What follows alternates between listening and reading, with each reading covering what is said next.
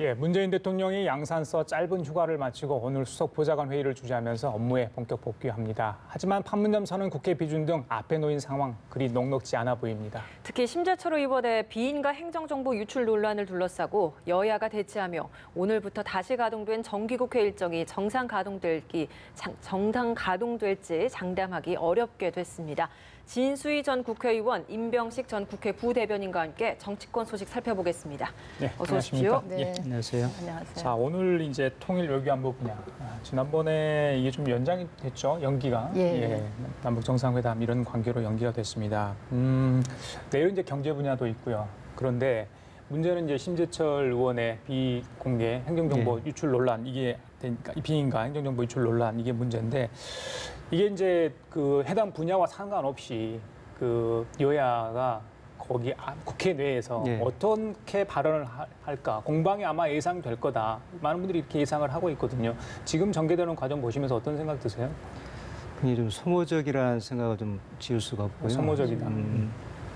심재철 의원이 지금 두 가지 점에서 정보 취득의 적법성 문제하고요. 또 취득한 정보를 올바르게 해석했는지 문제인데 두 가지 다 좀 명분이 좀 설득력이 좀 떨어지지 않느냐 하는 건데요.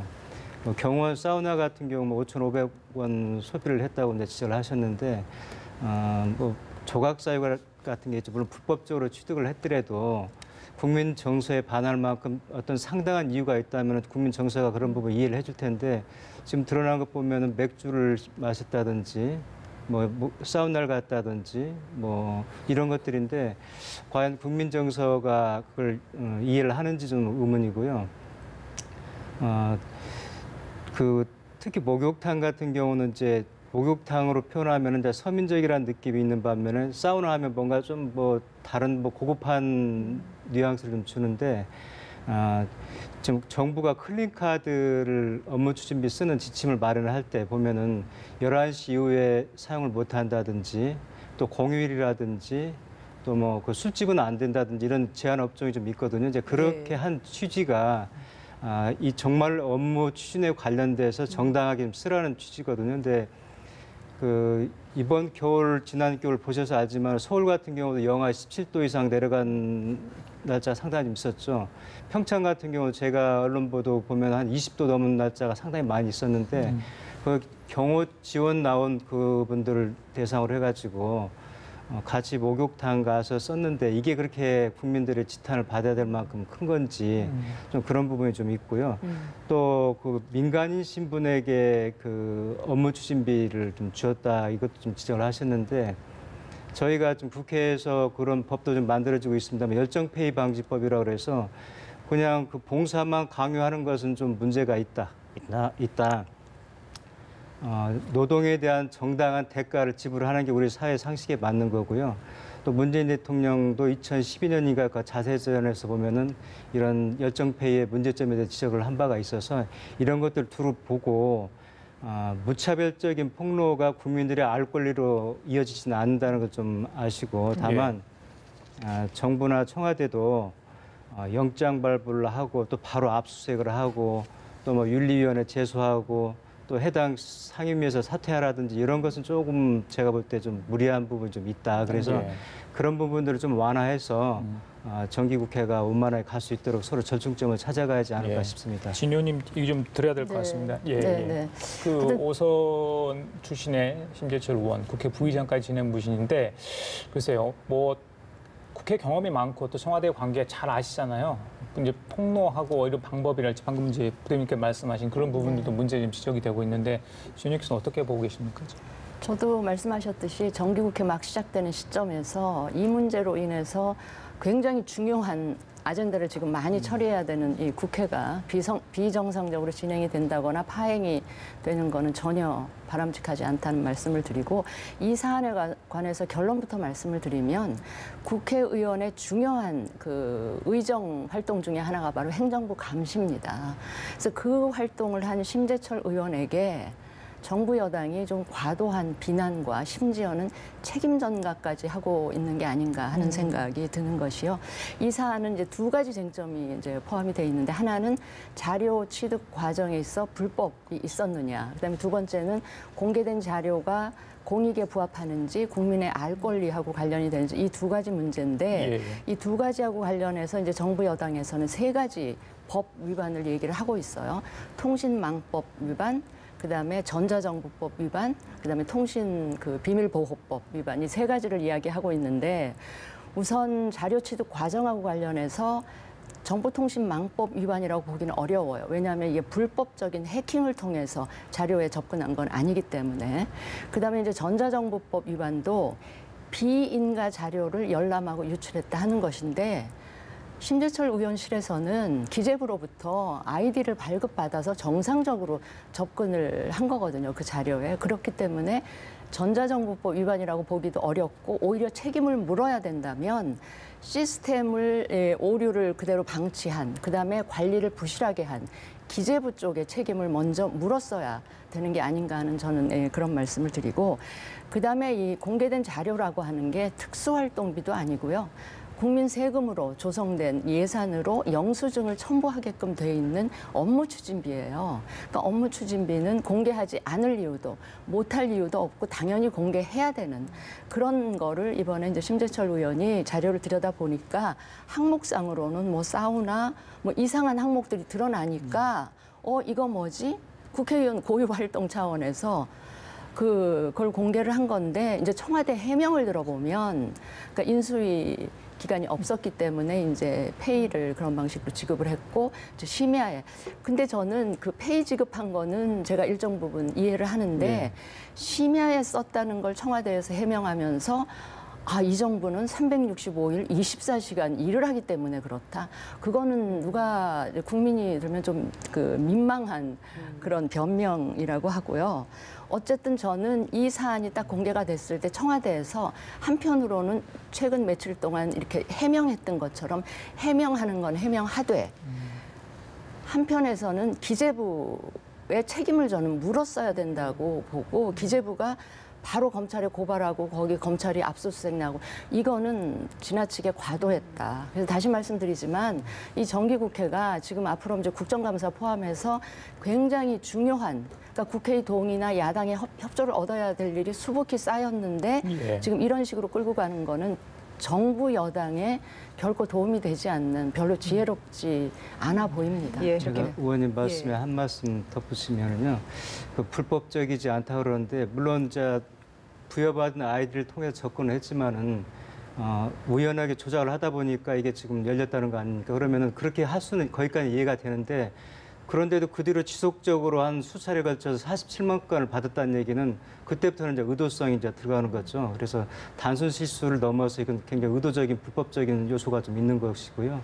그다음에 제가 이제 국회에서 의장실에 근무할 때도 보면은 우리 국회에도 이제 경찰 경비대가 있거든요. 그분들 저녁에 그 어떤 법안 심사 때문에 자기들하고 이해관계가 있을 때 시위대가 몰려오거든요. 그럼 밤늦게까지 경호하고 평소보다 업무량이 굉장히 폭증할 때가 많이 있습니다. 그럴 때 의장실에서 격려해가지고 저녁 야식이라도 하라고 주기도 하고 이런단 말이죠. 그러면은 그런 것들을 감안하지 않고 획일적으로 업무하고 딱 규정져가지고 이 이상을 쓰고 못 쓰고 이렇게 하는 것은 좀 과도하다는 제 말씀을 드리고 싶습니다.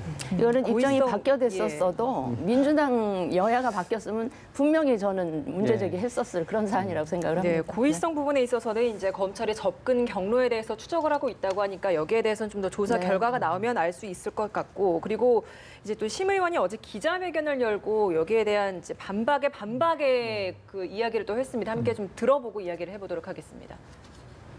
청와대의 해명 내용이 놀랍습니다.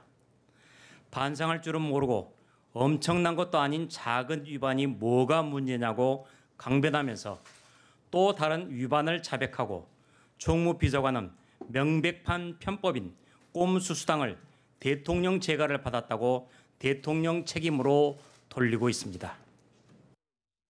자, 엄청난 것도 아닌 작은 위반이 뭐가 문제냐라고 강변하고 있다라는 이야기를 하고 있습니다. 아무래도 이제 그 경호원 사우나비와 관련된 부분에 대한 네. 이야기를 하고 있는 것 같은데 여기에 대한 이야기는 좀 어떻게 보십니까? 앞서 말씀드렸듯이 너무 그 침수봉대하고 경광부의 쪽으로 좀 몰아가는 거 아닌가 좀 있고요. 좀 이제 문제가 있다면은 그 합법적인 테두리 내에서 국회 의정 활동이라든지요. 앞으로 국정감사를 통해서 충분히 합법적으로 지적을 하고 문제점을 이제 들춰낼 수가 있거든요. 이제 개인 같은 경우는 일반인들은 정보 공개 청구라는 제도를 통해서 정보에 접근할 수 있는 거고 또 국회의원들은 국회법에 보장이 돼 있으니까 그런 수단들을 활용을 하고 다만 정부도 이제 뭐 이런 문제에 대해서 국민적인 또 관심사가 집중이 되고 있으니까 감사원 같은 그런 기구를 통해서 문제가 되는 의혹이 있는 부분들은 좀 선명하게 밝히면은 그런 의혹도 좀 불신이 좀 해소가 될 것 같고요. 예. 다만 심재철 의원께서 이제 부의장 재직 시에 한 6억 원 정도 뭐 예산을 좀 특활비를 쓰셨는데 어제 그 박범계 의원 이제 그 부분에 좀 촉구를 예. 하셨죠. 그런데 뭐 맞불 놓는다나 이런 것보다는 정말 심재철 의원의 그 주장의 정당성을 획득을 하기 위해서는 본인이 나는 2년 동안 어떻게 썼다 하고 자진해서 공개하면 어떨까 싶은 또 생각도 좀 있습니다. 예, 지금 화면도 나오고 있습니다만 심재철 위원장께서 활동비 9천만 원을 받아가신 그 모렴치는요라고 이야기를 하고 또 6억 원이 특수활동비인가요, 업무 추진비인가요? 또 굉장히 좀 같은 검증 잣대를 들이대고 바라보면 어떻겠냐라는 또 이런 좀 날카로운 글을 올렸거든요. 이 글 어떻게 보셨습니까? 근데 저 사안에 대해서 박범계 의원이 예. 저렇게 나오시는 거는 그야말로 맞불 내지는 물타기 성격이 너무 예. 강하고요. 결국 이렇게 아까도 말씀드렸지만 확전에 확전을 함으로 인해서 정부 여당이 과연 이번 정기국회를 통해서 얻을 수 있는 게 뭐가 있을까요? 예. 지금 정부 여당 입장에서는 굉장히 중요한 정말 목을 메고 있는 법안들도 굉장히 많이 있고 내년 예산안 처리도 굉장히 중요한 일이잖아요. 거기다 이제 판문점 선언이라든지 평양 선언에 대한 국회 비준 이런 것들을 생각하면 저렇게 확전하는 거는 정부 여당한테 전혀 도움이 안 되는 예. 일인데 좀 과했다. 예, 그 하나만 더 싶습니다. 질문하고 네, 네. 다른 얘기 좀 하겠습니다. 네. 내일 이제 경제 분야 대정 질문이 있는데 심재철 의원이 이제 지지자로 나선다고 합니다. 네. 추가 폭로도 예고한 상황인데 문제는 이제 국정감사도 있잖아요. 네. 그 기재위 소속이기 때문에 민주당에서는 기재위에서 심 의원이 좀 나가줘야 되겠다. 그래야지 이 기재위가 되도록 좀 가동이 되겠다 하는데 민주당 입장에서는 사실 이게 기재위도 가동이 돼야지 국감을 할 수 있는데 좀 딜레마인 성격이 있는 것 같아요. 어떻게 보십니까? 그 주장에 대해서? 사실 어떻게 공학적으로 접근을 하면 국정감사는 야당의 장이고 여당은 오히려 국감이 파행되면 나쁠 게 없는 이런 상황이라서 오히려 그쪽으로 몰고 가는 게 아닌가 싶은 약간 의심을 하게 되는데 저는 개인적으로 이 기재위의 국감도 그렇고 앞으로 예산 처리도 굉장히 중요한 그렇죠. 상임위가 지금 예. 기재위예요. 야당 입장에서는 지금 이 정부의 그 주된 정책이 이제 소득주도 성장의 문제점이나 이 방향을 틀기를 계속해서 지금 주문을 하고 있는데 그런 야당의 입장에서 봤었을 때도 이 심재철 의원의 이런 그 지금 문제 제기한 이 사안이 기재위를 다 덮어버리면 그 야당에게도 별로 도움이 또 안 되는 그런 사안일 것 같아서 예. 이 문제, 이 사안에 관한 한 여야가 국회의장님이 중재를 잘 하셔서 잘 좀 수습이 되고 그 다음 단계로 넘어갔으면 좋겠다는 바람이 있습니다. 예. 그의 선행이 좀 돼야 됐으면 하는 것들이요. 심재철 의원이 내일 대정부 질문자로 이제 교체가 되셨는데 거기도 추가 폭로를 한다든지 이렇게 해서 계속해서 확전을 이어갈 때 좀 곤란하다. 그래서 심의원도 자제를 하시고 민주당 측에서도 뭐 기재위를 뭐 사퇴하라든지 이것은 좀 유연하게 좀 대응을 할 필요가 있지 않을까. 그래서 국민들이 지켜보는 이런 정기국회가 파행으로 가거나 이게 무용화되면 굉장한 그 저희들한테는 손해가 있기 때문에 예.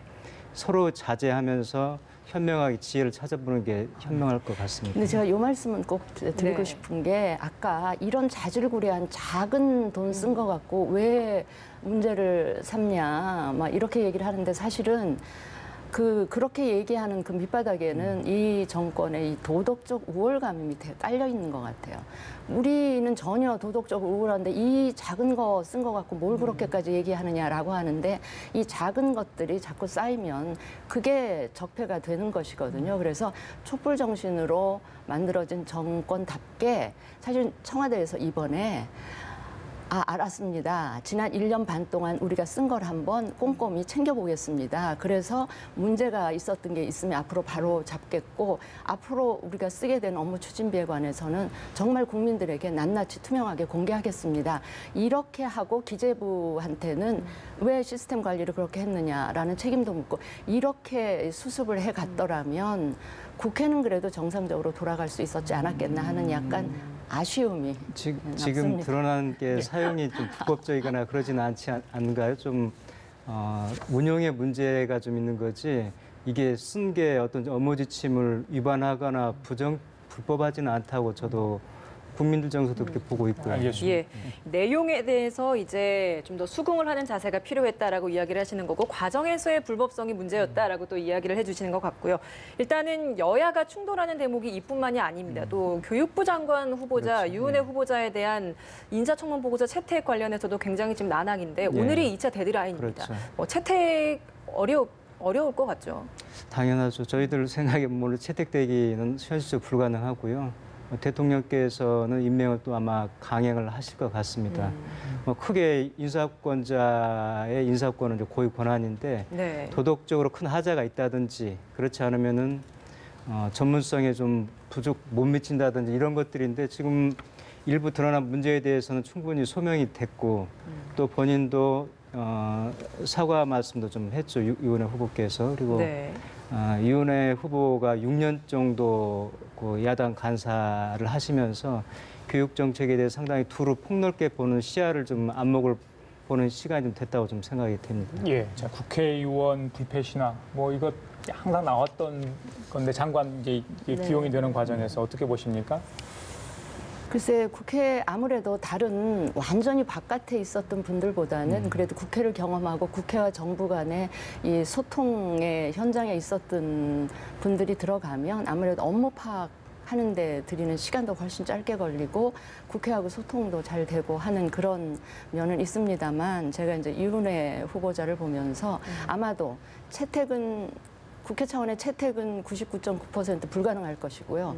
대통령의 임명은 또 99.9% 하실 것 강행할 같아요. 것이다. 예. 근데 제가 이은혜 후보 이제 임명 과정에서 저게 이제 국민들한테는, 제가 청문회 과정도 쭉 지켜봤는데, 그럼에도 불구하고 임명을 하시게 되는 경우 아마 우리 국민들은, 특히 학부모들은, 이 정부는, 우리 대통령은 교육에 관해서는 그렇게 썩 관심을 갖고 뭔가를 혁신하고 개혁하겠다라는 의지는 좀 약하신 게 아닌가 하는 메시지로 읽으실 것 같다는 생각은 듭니다. 알겠습니다. 자, 오늘 5당 원내대표 문희상 의장과 또 당대표 모임이 연달아 있습니다. 거기서 뭐 이런 문제들이 논의될 것 같은데요. 어떤 뭐 합리적인 방안을 나올지 좀 지켜보도록 하겠습니다. 자, 그리고 문재인 대통령 이제 지난번 뉴욕 다녀오신 뒤로 휴가를 내셨죠. 그래서 오늘 업무에 복귀를 했는데, 지지율 이거 외교적 성과 때문인가요? 70% 다시 회복이 됐습니다. 오늘 나온 그 리얼미터 여론조사를 보면 65.3% 정도 됐거든요. 예. 많이 회복이 됐습니다. 예. 2주 사이에 폭이. 과연 이걸 어느 동안 유지를 할지, 또 변수가 좀 있지 않습니까? 예. 이후에 어떻게 예상을 하십니까? 49%까지 내려갔었죠. 그런데 다시 지금 70%를 2주 만에 회복을 했는데, 그 남북 관계 한반도 문제가 가장 큰 영향을 미친 것으로 해석이 되고요. 이게 저는 어떻게 보면 국민들의 정서라고 좀 이해를 받아들이고 있습니다. 2주 만에 이렇게 20% 가까이 오를 수 있다는 것은 한반도 평화에 대한 우리 국민들의 그 의지라든지 이런 게 굉장히 좀 폭넓게 퍼져 있다는 것을 좀 알아야 되고요. 다만 지금 한국당에서는 계속해서 좀 참여를 안 하고 어떻게 보면 어깃장 놓고 그러는데, 저는 한국당이 이런 큰 시대의 흐름을 너무 외면하다 보면은 지금 현 상태가 고립돼 있는데, 이제 고립을 넘어서 자칫하면 도태될 수 있다. 그런 점에서 좀 한국당도 다시 좀 바라볼 필요가 있고요.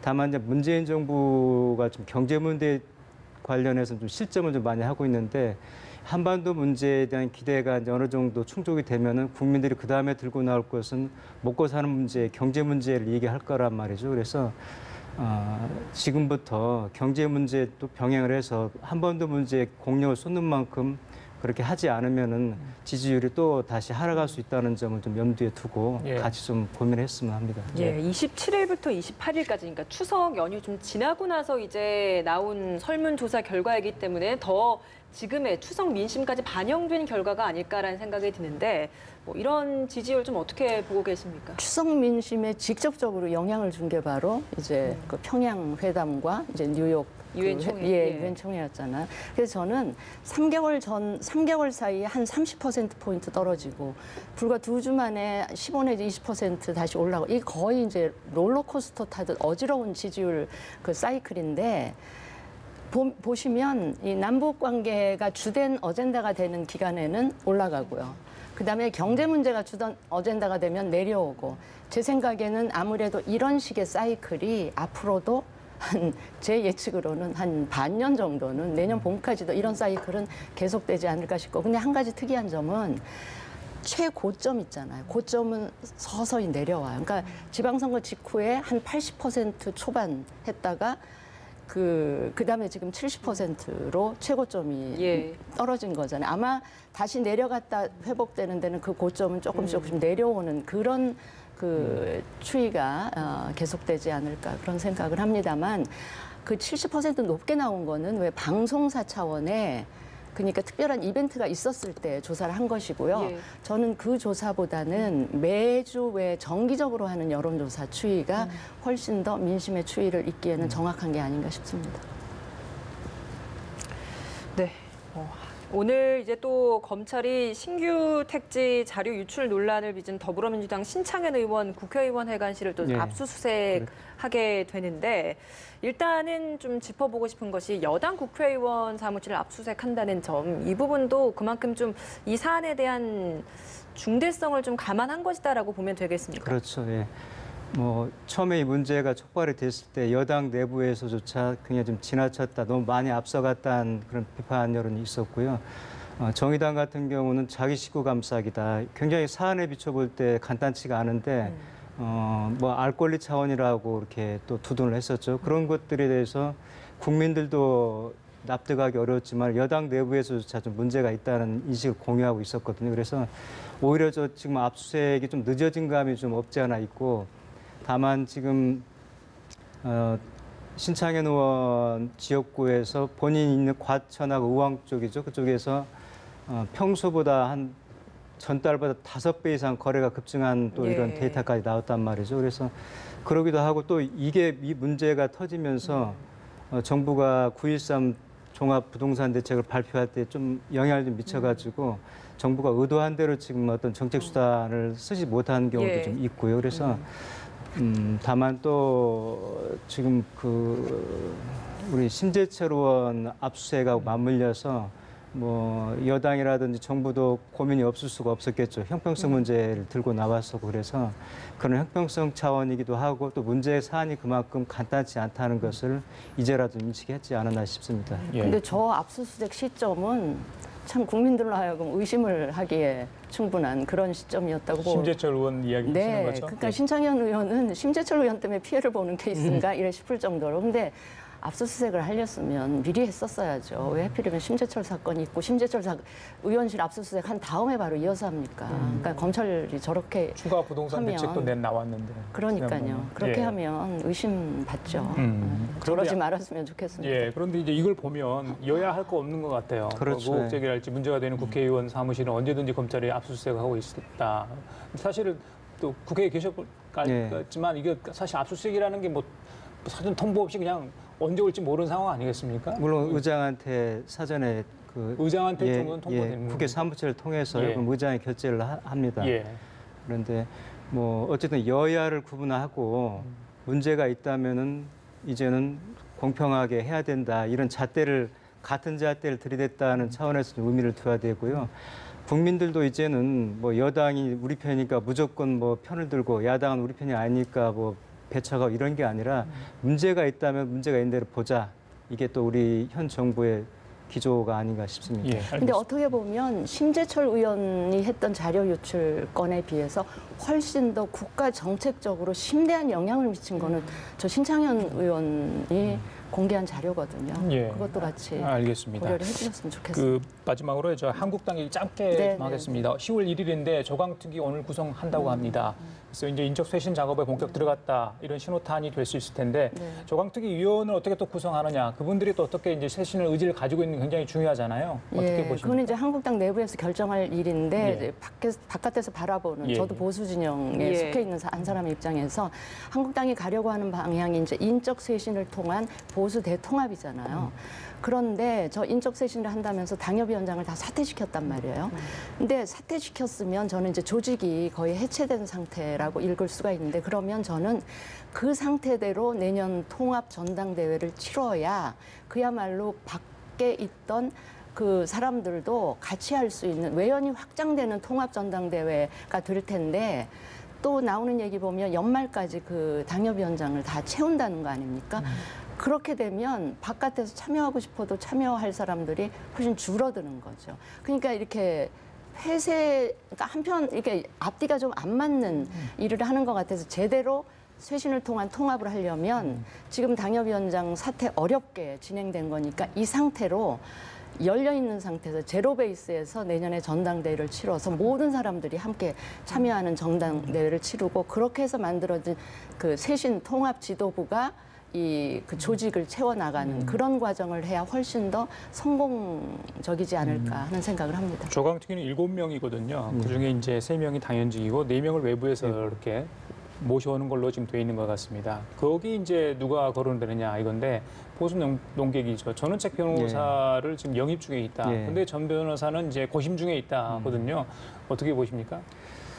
제가 그분 속을 들여다볼 수는 없어서 애단할 수는 없죠. 근데 이미 한국당이 비대위원장 영입을 할 때도 여러분들이 고사를 했었지 않습니까? 이렇게 제안을 받고도 이제 이런 판에 뛰어들어 본들 본전도 건지기 어렵다는 이런 판단을 하신 것 같은데 뭐 전원책 변호사는 우리가 여러 방송 매체를 통해서 그분의 뭐 어떤 날카로운 상황 인식이라든지 잘 알고 있죠. 근데 그분이 들어가서 가세를 하시면 한국당 변화는 좀 줄 수 있을 것 같은데 뭐 그건 좀 지켜봐야 되겠죠. 그래요. 알겠습니다. 지금까지 진수희 전 국회의원, 임명식 전 국회 부대변인 두 분과 함께 얘기 나눠봤습니다. 말씀 감사합니다. 고맙습니다.